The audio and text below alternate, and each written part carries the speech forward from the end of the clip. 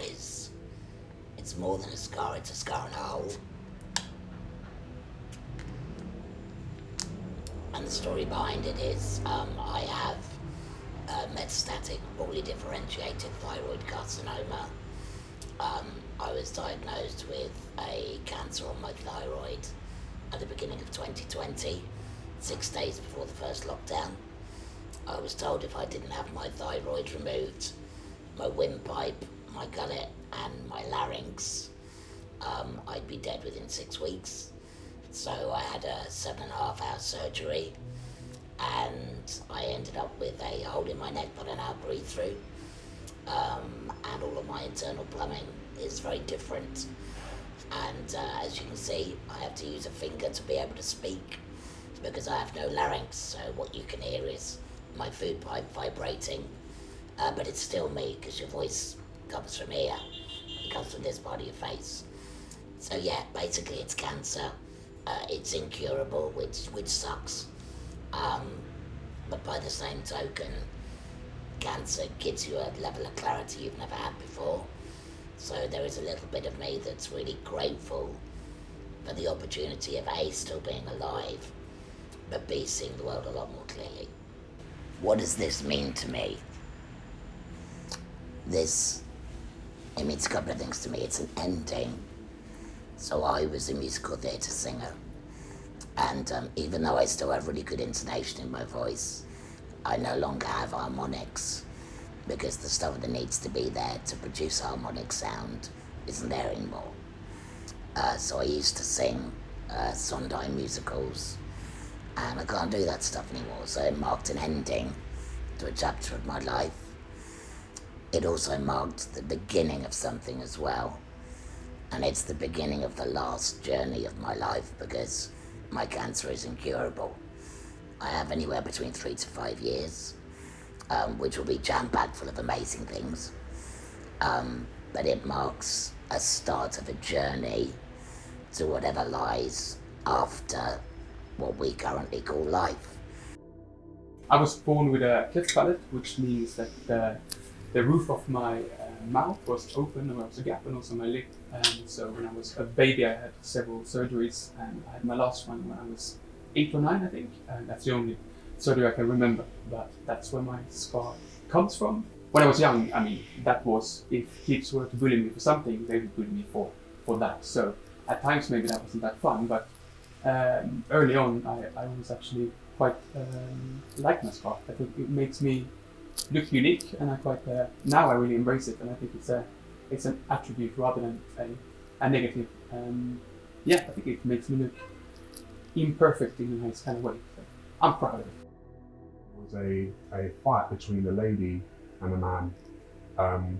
Two drunks, and he started to really lay into the lady. So we decided to break it up. He lunged into me, and I didn't realise what he had done. So he lunged in, and I'd kind of punched him and kind of got into a little bit of a fight. And then I noticed loads and loads and loads of blood. I went like that to my face. And as I touched my face, I could feel my teeth through my face. And it was the biggest shock I could ever feel. And I went over to my car, and I looked in my window, and I could see up my nose and into my mouth. I will never be able to get that image out of my head ever again. And I just passed out at that point in time. And then I had to have like 60 stitches throughout my face, and I had to have it 5 years later. I had to have some plastic surgery on it once it had re-healed, and it was able to go back into it again.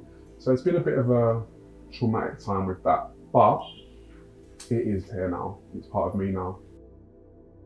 As you can see, I have two lovely big scars across my chest. I recently had top surgery back in February, so it's only been 4 months.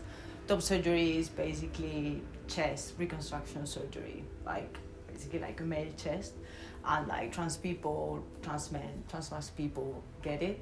For me, obviously, it just feels so many things. It's freedom, first of all. I like the gender euphoria that I just experienced after getting this surgery. It's just been life-changing.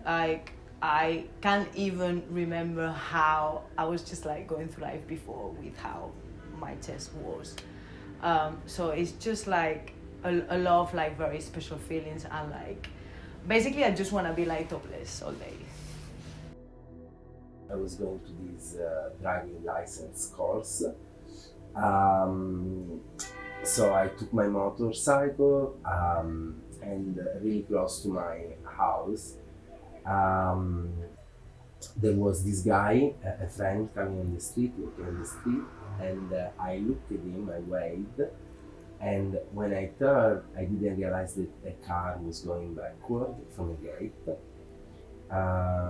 So I crashed into the car, literally crashed in and out.